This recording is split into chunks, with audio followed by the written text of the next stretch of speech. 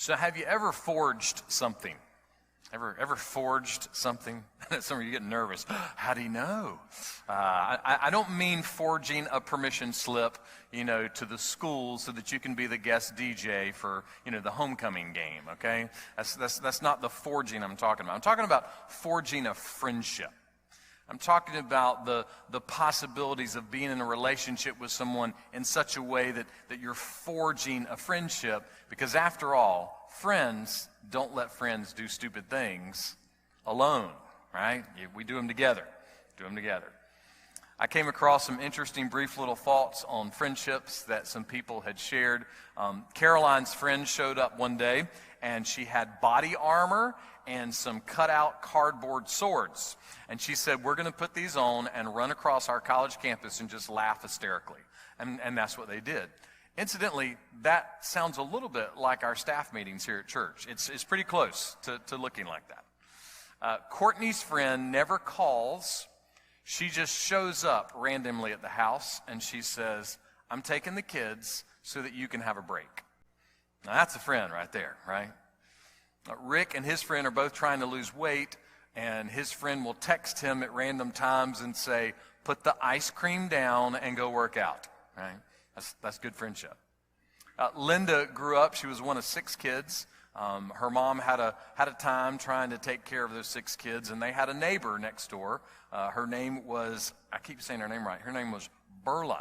Never heard of a Berla, but Berla was their next door neighbor. She became a friend of the family and helped out with the kids in a lot of different ways. Among the things that Berla taught the kids how to do was to play the card game cribbage.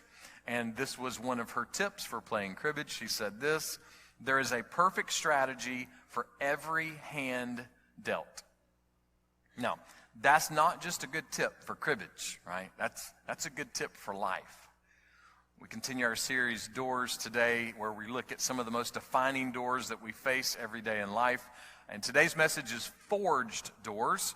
We'll be looking in Colossians chapter 3, verse 14. And what we'll find there is the Apostle Paul is going to give us one of the most perfect strategies for dealing with any hand that we are dealt with in life, okay?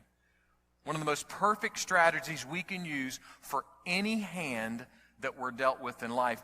And part of that strategy involves forging something.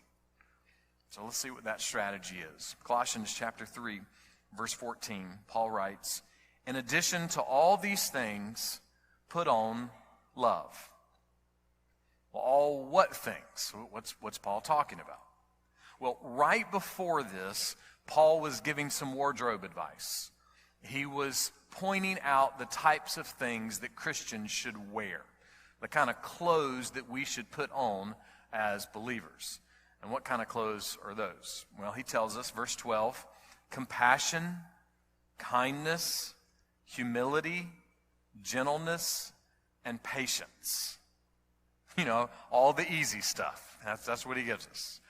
These are the types of clothes that we're supposed to be wearing as believers. And let's just fly over these just for a moment, each one individually. He says compassion.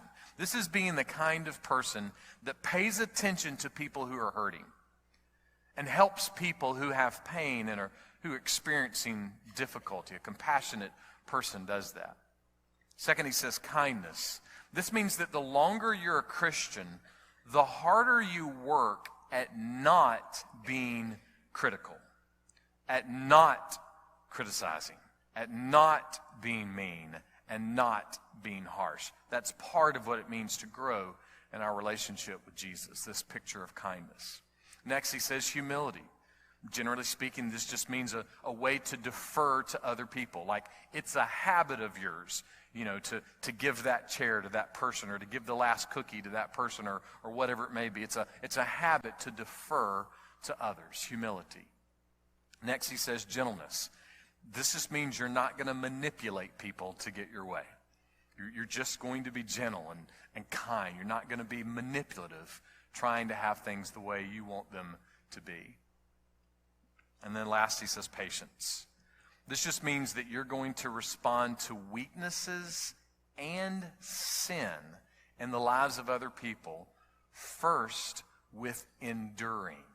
meaning long suffering. You're going to respond with patience first instead of responding with attacking first. You're going to be patient, long suffering. You're going to endure. You're going to give some room for God to work before you lose your mind over whatever's happening.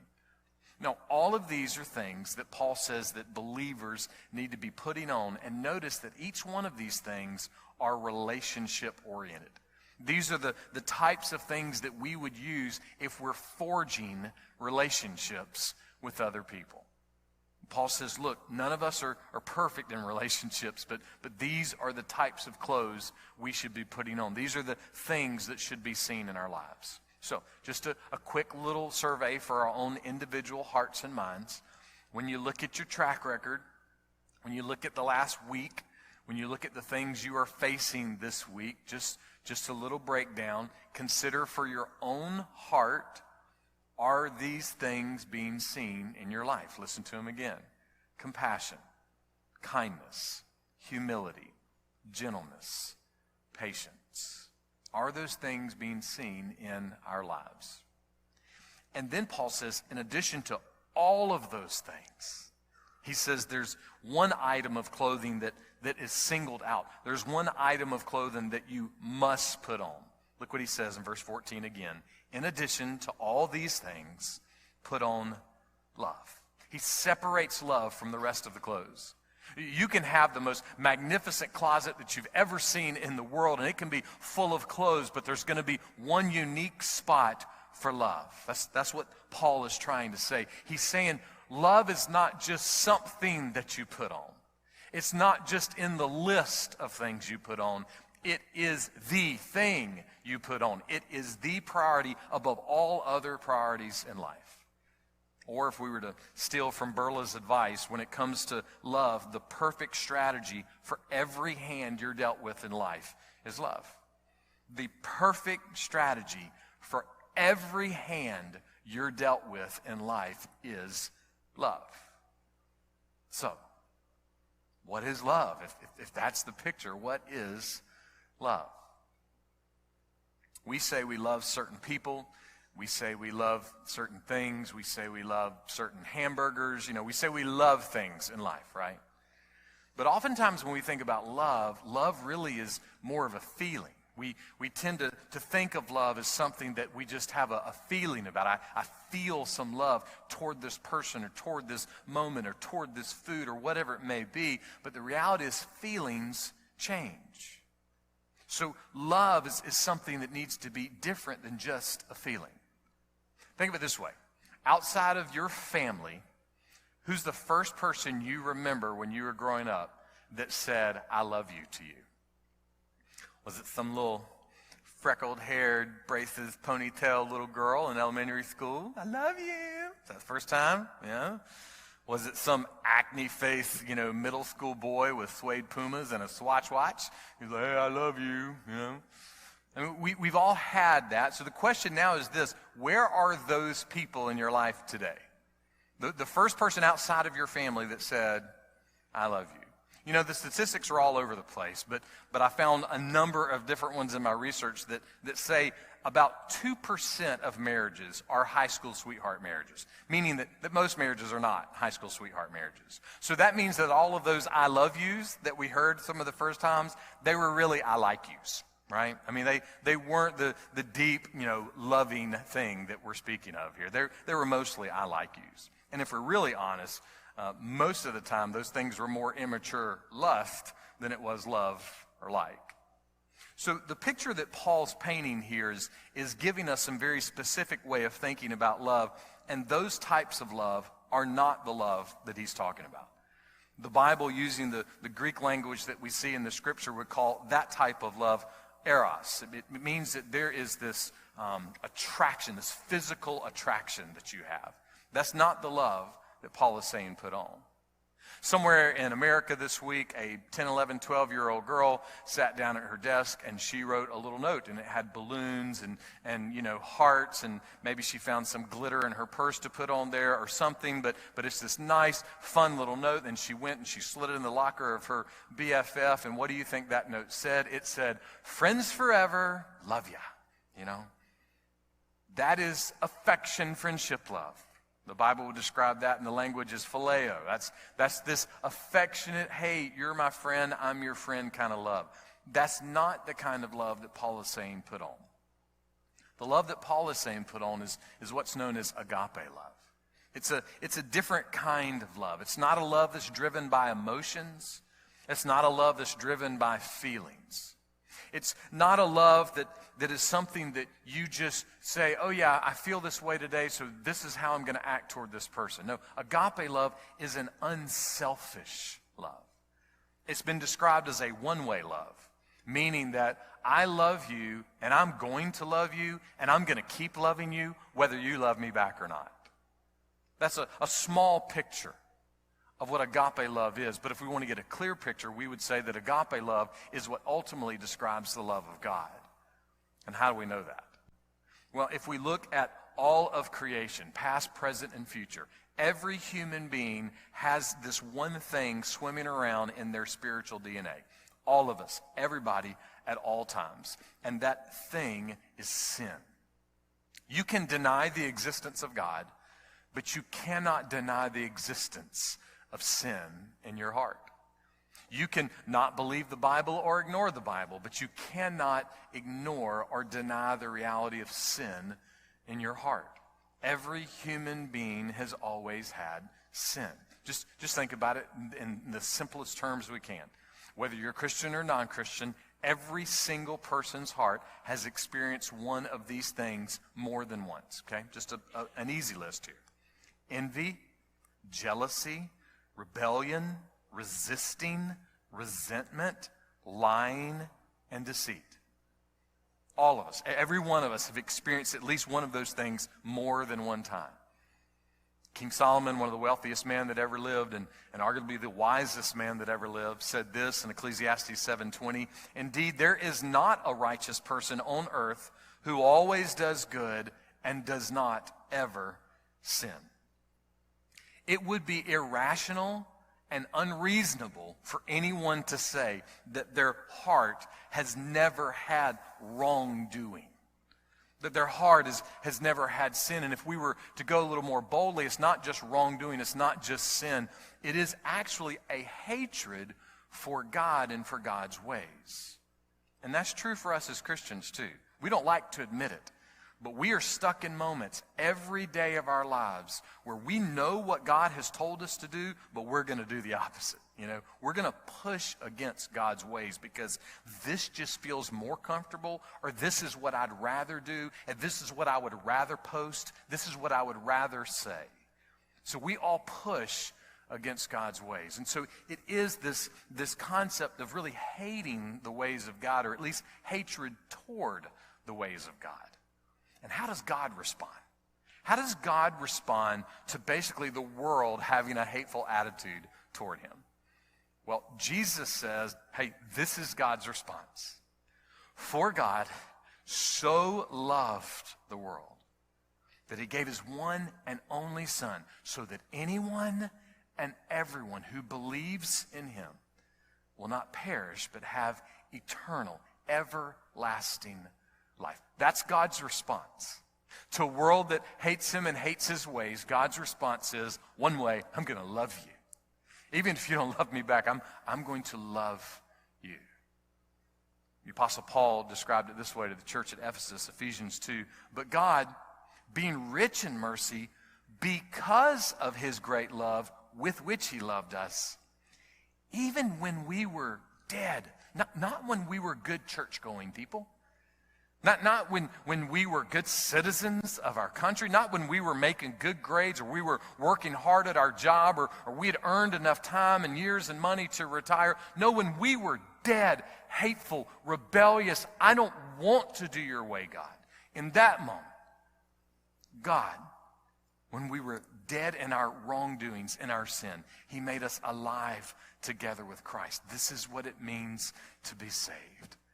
And Paul says, by grace you have been saved. So the world greatly hates God, greatly hates God's ways, and God's response is, I'm going to greatly love the world. I'm going to one way give love, give love, give love. That's agape love. And let me say this, agape love, it makes no sense in our world. It just doesn't. It's not the natural love that exists in this world. It is this profound one-way love from God that shows mercy and grace, endless mercy and grace. And we see this most clearly in Jesus Christ. See, this agape love is what pressed Jesus to give himself up as a substitute for the sin of the world, as a substitute for guilty people like me and guilty people like you. Jesus, and this agape love, he gave himself up for us. So if you're looking for a very tangible picture of agape love, just look at the cross, and you'll see this hard to define, not consistent with the ways of the world love. It's hard to explain. It's hard to imagine. And yet it is unbelievably true and real and authentic and satisfying. So this agape love, it's the kind of love that fuels the Christian life. This is God's design, is that our life would be fueled not by eros love, not by phileo love, but by agape love, that we would be fueled by this love, meaning that we would choose to love even when we don't feel like loving. That's the picture. That we would choose to show compassion and kindness and humility and gentleness and patience when we don't feel like it. When we don't want to do it, we choose to love. That is agape love. And how important is it that we live in that kind of love? I mean, come on. It's just a sermon. We're going to go to lunch. Agape love. Yeah, okay, great, Dow. Come on, let's sing and go get some burgers, you know? No, it matters. But why does it matter? Paul, in writing to the church at Corinth, said this in 1 Corinthians 13. If I speak with the tongues of mankind and of angels, but do not have love, I've become a noisy gong or a clanging cymbal. Annoying. If I have the gift of prophecy, and I know all mysteries and all knowledge, and if I have all faith so as to remove mountains, but do not have love, I am nothing. Nothing. That's strong, right? A little over the top, right? Kent Hughes said this: it is possible to be compassionate, kind, gentle, humble, patient, and forgiving and not have love. But it is impossible to have love and not have those things. You can be on the outside the most impressive Christian in the world and not have love. You can make amazing grades and be an amazing parent or an amazing spouse or an amazing child. You can be amazing at your job. You can make lots of money. You can be wealthy. You can be a fantastic athlete or a very entertaining actor. You can be a lot of different things in this world, and lots of people can be impressed with you. Lots of people can like you, but without love, you have nothing. That's the picture that Paul paints. Without the love of God living inside of you, have nothing. It sounds so mean, and yet the reality is we know it's true, because if our heart is not full of love, then there's nothing that we're really investing. You know, there's just not. This is a silly illustration, but just hang with me. So yesterday, I had I'm going to say the second or maybe tied for first best hamburger I've ever had in my life. Now, best hamburger was Neptune's in Boston. It's a seafood restaurant, best burger I've ever had. This one yesterday, right there, tied for first or maybe second. You know, here's the thing though. I enjoyed every juicy, greasy bite of it yesterday. I mean, I ended up using 3 huge cloth napkins before I finished this burger. It was amazing. But you know what? This morning, I get on the scales every morning. And you know what? This morning, that burger did not invest in my life the way I thought it was investing in my life, right? I mean, just, less than 12 hours, I think, here, So we have lots of great things in life that it's not that they're bad or evil. It's just they're not the ultimate investment. They aren't always producing what you think they're producing, but love will. This agape love from God, it produces exactly what it's supposed to produce. On another day, Jesus said when he was teaching what? He said, you need to love God first and most. He said, the greatest thing in the universe that you can do is to love God first and most. And the second greatest thing in the universe that you can do is to love your neighbor in the same way that you love yourself. The greatest things we can do. The math is not difficult on that, right?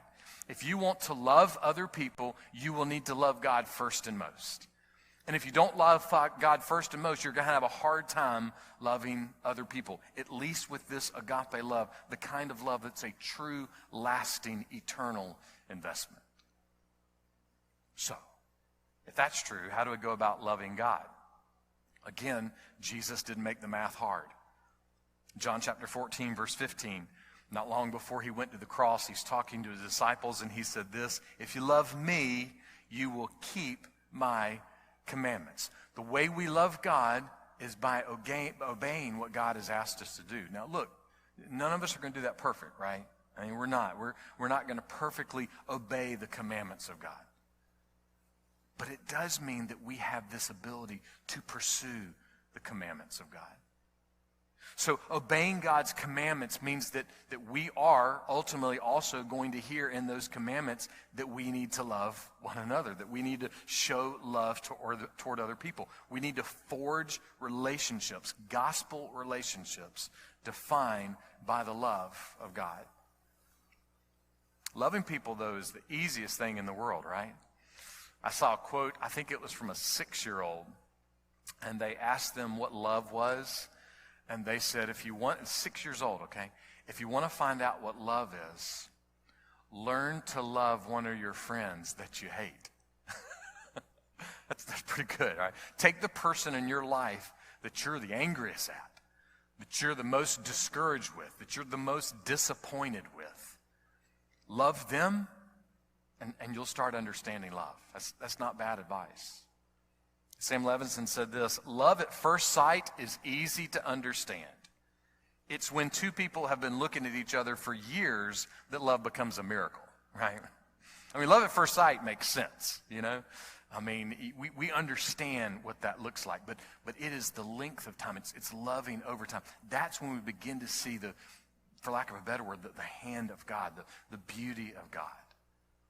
I saw something a few years ago that said that toy retailers keep an eye on the area divorce rates. And the reason why is because statistics show, according to this article, that toy sales go up as divorce rates go up in a community. Why? Here's why. There's 2 parents and there's 8 grandparents, and everybody decides to start trying to buy the love of confused children. It's a sad reality. And that's not the love God's calling us to. God's not calling us to imitation love. He's not calling us to manipulative love. He's calling us to a love that's pure. He's calling us to a love that's unselfish. He's calling us to a love that he himself has given us. See, God is calling us to the love that he has given us when he saved us. This love of God that he placed in our hearts is something that he has done. It's part of what it means to be saved. And he's called us to take that love and to use it. The love of God, this agape love, it's not like an automatic car, right? Automatic car, what do? You get in the car, you put it in drive, and you just go. That's all you have to do. No, agape love is like a stick shift. First, you have to learn how to use it, and then you have to keep using. It's not automatic. You have to keep changing the gears. You have to be engaged with this love. And how do you do that? Well, Jesus told us, if you love me, you will keep my commandments. The math is not hard. So stay engaged with Jesus. If you want to learn how to love, if you want to keep the love of God active, stay engaged with Jesus. Stay engaged with the truth of the Bible. Stay engaged with prayer. Stay engaged with a local church. Stay engaged with other believers. This picture of staying engaged, it's so important because, again, we can't perfectly keep the commandments, but we can pursue them. We can pursue what it means to know Jesus and love Jesus and follow Jesus. And get this, we can pursue life in the church. We can pursue being a part of a local church, being active in a local church. We can be around the church. We can be worshiping. We can be serving. We can be doing all the things that are part of the body of Christ, because although we are not perfect in commandments, we can perfectly pursue. We can keep after it. We can keep changing gears and moving in this love. And what will that love produce in the church? And not just the church. What will that love produce in other relationships in life? Listen to what Paul says next. Put on love, which is the perfect bond of unity. When I was first out on my own after college, I remember I started exploring lots of cooking adventures. I was trying to learn how to cook a lot more in life. And I remember the first time I made brownies. I forgot to put the eggs in. But I went ahead with the whole process, and so I'd, pull this whatever out of the oven, and I'm like, all right, hey, and I'm just looking at it thinking nothing. Hey, I just made some brownies, this is great. And so I start trying to cut them, and it was just a crumbled mess. It was just a blob. It was terrible. Why? Because I forgot the eggs. See, the eggs, that's what holds everything together. The picture here of why Paul says put on love is because he's saying love is what holds everything together. This agape love of God is what holds everything together. It holds things together at home, at school, at work, at church, everywhere else. It is the love of God. It is designed to hold things together. So if we're not putting on love, we will not have a chance at good spiritual brownies. It's not going to happen. We have to be putting on love. God has been very kind to me and my family over the last 30 years. We have loved every single church that we've served, loved the people, been so thankful for everything. And I'm just going to share some comments I've heard over the last 30 years at several of my churches that I can remember being in those conversations, and I remember for lack of a better word, the truth and the false. I had a deacon one time, he said this to me. He said, before I came to this church, I always heard that it was an uppity church, and it really didn't love people. Well, see, that was the gossip in town, and truthfully, some of it was probably true, but it wasn't the real truth of the church. So as a young man, he had heard that, but then a little later in life, he came to the church. He started forging relationships in small groups, in life groups, and in these one-on-one relationships, and things started changing because, again, there cannot be 596 people that form a relationship with me. That's chaos, crazy, and impossible. No, the church, we're supposed to form relationships with one another, these individual relationships in these small groups and these life groups, and that's what happened to my friend David. And that's why he ultimately became a deacon at our church, because he went from hearing the gossip in the community to coming in and saying, my sleeves are rolled up. I will not complain. I will not criticize. I will not be a problem. I'm here to be a help. What can we do for the kingdom? And as he set his affections on the gospel, God started building relationships with him and other people in the church. And God used those relationships as the bond of unity in the church. Another couple, I remember talking with them one day. They said, we had always heard that this was kind of a snobby church, that it was not very friendly and loving to outsiders. But then they came, And they got involved, and they started forging those relationships, those gospel relationships with other people. And they realized that the gossip that they heard maybe was a little bit true, but it wasn't really true. And they began to experience the work of the gospel in those one-on-one relationships. And I remember talking to somebody in a community one time. These are 3 different churches, and not this church. That'll be for a later sermon. No, I'm just kidding. This is what the person in the community told me. Oh, that church, they don't love people. They've just got a bunch of mean elders and a bunch of mean deacons. That was their thought of the church, you know.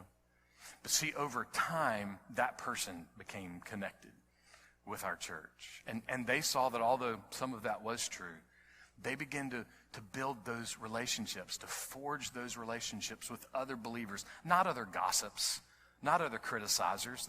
There are those in every single church. Those are not where you forge your relationships. You forge your relationships with people that have their eyes set on the gospel, their affections set on God, and you begin to see God working, and God begins to pull all of these gospel people together, and the love that's being shown in these relationships, individually and smallly, these things are what God uses to make up the whole body of Christ. He begins to forge the beauty of the gospel across the whole congregation.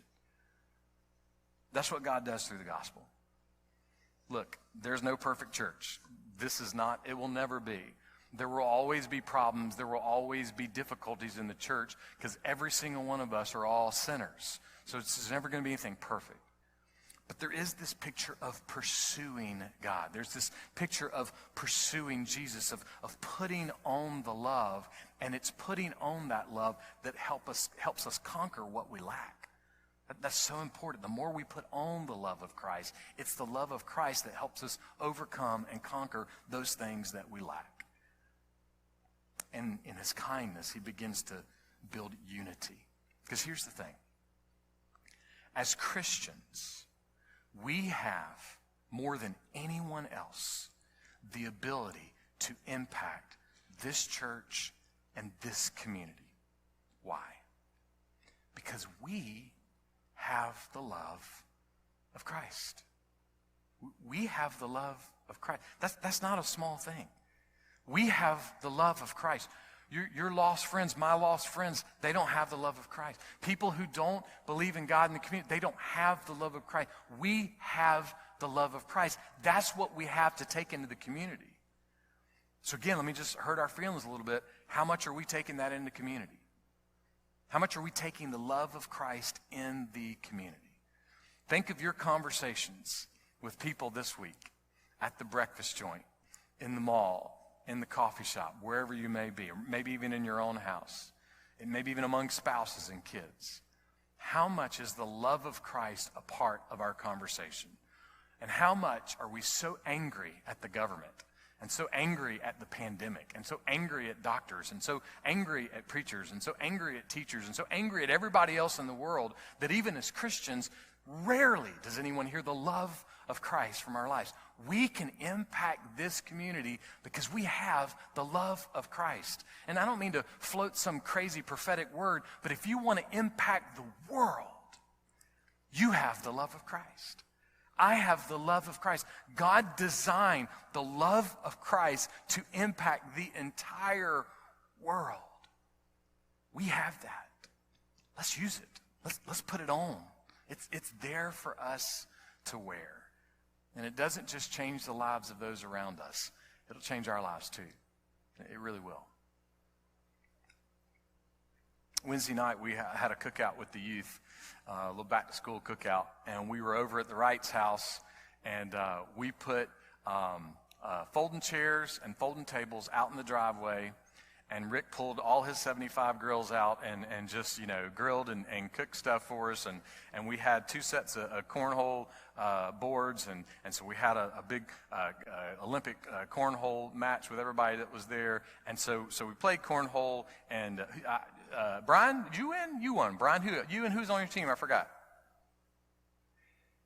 Oh yeah, Caden. Yeah, Brian and Caden. They won the championship. So it was great. It was fun. So everybody, we go over and get our food, and everybody sits down at the table. And I'm not lying. That was about it. okay? We grilled food. We had a cornhole competition, and then everybody sat down at the table with their food. We had, I don't know, maybe about 20 of our youth there, and it was just overwhelming. They just sat after they ate and just talked. I remember like looking around going, who are these people? You know, they just sat and talked. Like nobody jumped up from the table. Nobody was trying to run off to the next thing. They just sat and talked. I mean, I never sit down. You know, I didn't sit down that night. I stood up at the end of our table and talked. So I'm not a sitter downer, but they just sat down and they just talked. And I mean, it was not like 10 minutes. I mean, it was like maybe 30, 40, I don't know, 45 minutes. It was just a long period of time had gone by. And our kids were just sitting there over hot dogs and hamburgers and chicken thighs and chips and watermelon, just forging relationships, you know? And the simplicity of that has such an impact and can have such an impact on our whole community and on our church and in the world. The simplicity of that. So that's why we made a pitch earlier about life groups. You know, we have our Wednesday night life groups starting up week after next. We have Sunday morning life groups.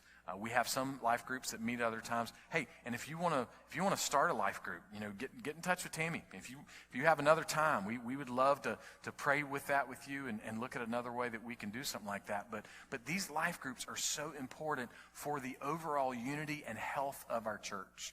They're not just Sunday school. They're not just Bible study. They are groups of people that are interacting together in a smaller way, in a more serious way. And that is how God builds his church. We see that even in Acts chapter 2 in the earliest. It's the simplicity of them meeting together. So we really want to encourage you to find a life group, you know, not as anything other than just an encouragement to your life. Just something that we hope would help you find a place so that you could be a part of something, as the saying goes, bigger than yourself. But again, let me go back to Burla. See, Burla's cribbage advice, it matters with life groups. And here's why. Because the most perfect strategy for dealing with anything in life is this agape love from God. And that's why we meet as a church. It's why we gather here. It's why we have these small groups.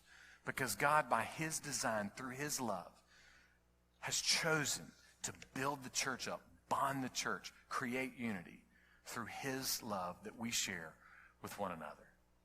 So forge some groups, forge some relationships. You may say, well, I mean, I don't know. That sounds good. Love, love, love. Okay, whatever. But it matters. It matters. There's an old legend that says when the Apostle John was much older, he was so weak they had to physically carry him into the church meetings. And he wouldn't be able to stand up and preach and do anything. But at the end of the service, they would always help him up so that he could give a word to the church. And over and over and over again, the legend says that John said the exact same thing every time they helped him up. He said, little children, love one another. And the people at the church, they got tired of it. They did. They were like, again with the love. Okay, love, love, love. Got it, okay. And they got so frustrated that the leaders one time asked him, they said, you know, Brother John, why all the love? Why do you say that why don't you say something different? And as the legend goes, this was John's response. Because it is the commandment of the Lord, and the observation of it alone is sufficient. In other words, love is sufficient. Love is enough. This unselfish agape love from God, it is enough for the church. It's enough for the church in COVID and out of COVID. It's enough for the church when the government is going to hell or when the government's everything we want it to be.